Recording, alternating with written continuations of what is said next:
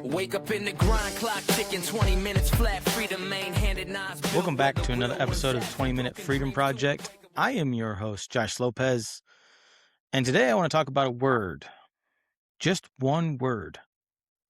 A word that sounds responsible, sounds humble, sounds like you're putting in the effort, but is actually one of the most dangerous words you can use when it comes to building your life.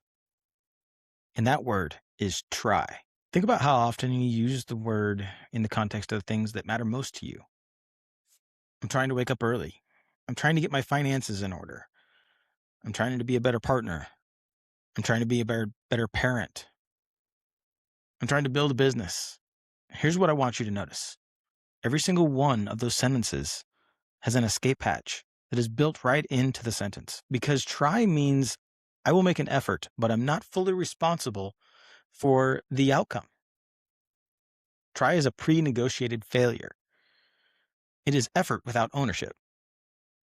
And for a long time, I didn't see it that way. I thought trying was hard enough. I thought the effort itself meant something. But the results in my life kept telling me a different story.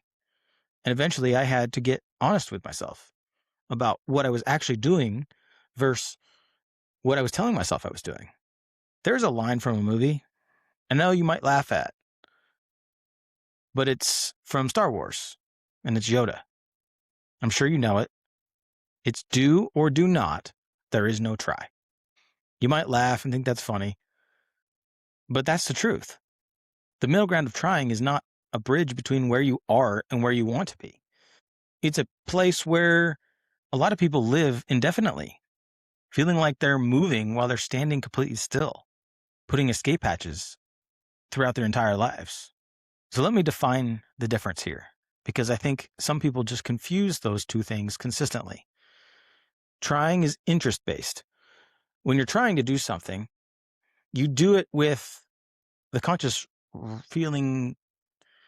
You do it when the conditions feel right, when you're motivated, when life isn't in the way. Trying says, I'll show up when it's convenient. Commitment is identity-based.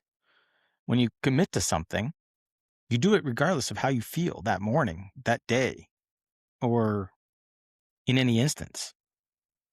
Regardless of whether your schedule is clean, regardless of whether you're motivated. Commitment doesn't ask how you feel. It executes. The word decide actually comes from the Latin word decidere, which means to cut off. A real decision cuts off alternatives. It eliminates the option to quit before you even begin. That's what separates the people who build things from those who just talk about building things. Deciding once is infinitely more powerful than deciding every morning whether you're still in it or not. One of the biggest shifts I made, and when I push those that I work with to make immediately, is paying attention to the language they use around their goals. Because here's the thing most people don't fully understand about language. You think language describes your inner world, but it actually programs your inner world. The words you use consistently become the instructions for your subconscious. Someone who says, I'm trying to build a business, has communicated with his nervous system and his subconscious mind that the outcome is uncertain and that uncertainty is okay. His brain doesn't fire with full engagement because the goal has a hedge on it. A man who says, I am building a business, has made a statement of identity. He is the kind of man who builds that business. That distinction, repeated every day over time, produces completely different behaviors, completely different decisions, and completely different results. This is not a mindset trick. The story you tell yourself about who you are determines what you do when nobody's watching. When it gets hard, when the results are not coming fast. Jim Rohn taught that most men suffer not from a lack of knowledge, but from a lack of commitment to act on what they already know. He called it the gap. That space between you, the space between what you know is right and what you actually do. Trying lives in that gap. Commitment closes that gap. Okay, so if committing is so obviously better, why do most people default to just trying? I've thought about this a lot, and I think there are a few real reasons. The first one is an ego protection. If you try and you fail, you can tell yourself and everyone else around you that you gave it a shot. The failure stays external. It was the timing, it was the economy, it was the circumstances. But if you commit and you fail, it feels personal. It feels like a verdict on who you are. Trying is armor. It keeps the real risk at arm's length. The second reason is that trying feels like action.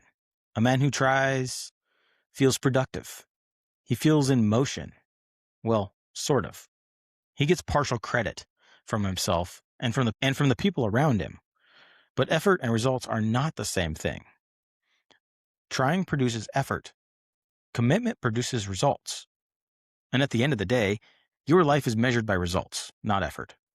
The third reason, and this one is the deepest, is that real commitment requires you to choose.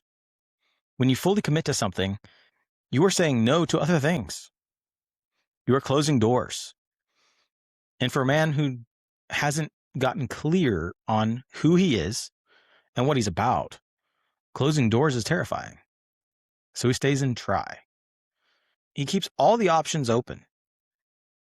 And he wonders why nothing is getting built. Let me make this actionable, because I'm not here to give you philosophy. I'm here to give you something you can do today. You need to draw a line between should and must. Everything in your life falls into one of two categories.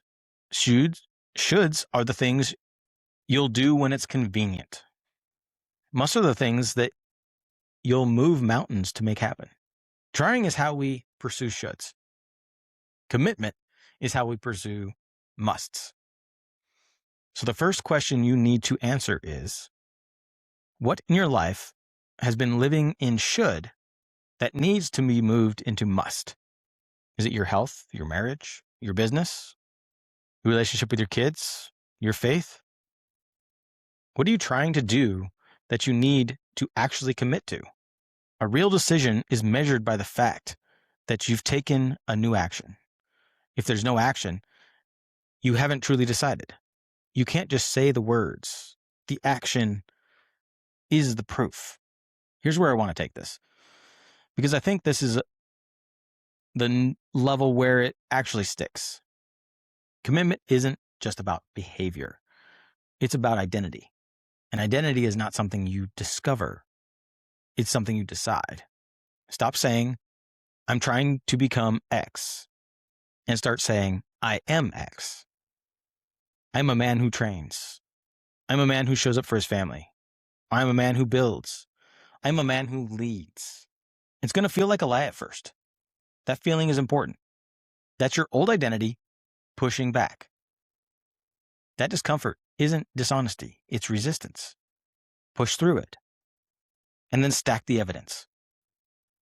Every time you do what you said you would do, you cast a vote for that identity. Every time you break the commitment, you cast a vote against it. The goal isn't perfection. The goal is a pattern. A man who shows up consistently has built something real. A man who tries indefinitely has built nothing. Napoleon Hill studied this his entire career. He found that men who achieved the most didn't merely try things. They had what he called a burning desire, a commitment so total that quitting wasn't even a category in their mind that they could consider. It wasn't that failure was possible. It was that stopping wasn't an option. And that is the energy that produces extraordinary outcomes. One last thing before the challenge. And this one is for those who have made a declaration before and then backed off of it. You've committed. You know what I'm talking about. You've committed to something. And then when it got hard or uncomfortable or inconvenient, you found a reason to walk back from it and quit. Maybe you didn't fully admit it to yourself, but you quietly let it fade. Here's what I want to challenge you to do. burn the boats. When Hernan Cortez landed in Mexico in 1519, he burnt the ships. His men had no path back. The only way was forward. And I'm not saying you have to be the extreme in your life, but the principle is real. The more you remove your retreat options, the more your mind has to get focused on moving forward. Tell those around you what you're committed to. Put money on the line. Create real accountability. Make it harder to quit than keep going. Because commitment without accountability is just intention. And intention without execution, just a thought you had. Okay, here's your challenge. First, you're going to audit your language for 3 days. You're going to catch every time you say try, hope to, want to, I'll see, or maybe in the context of your goals, or even better yet, every time you say those in any instance.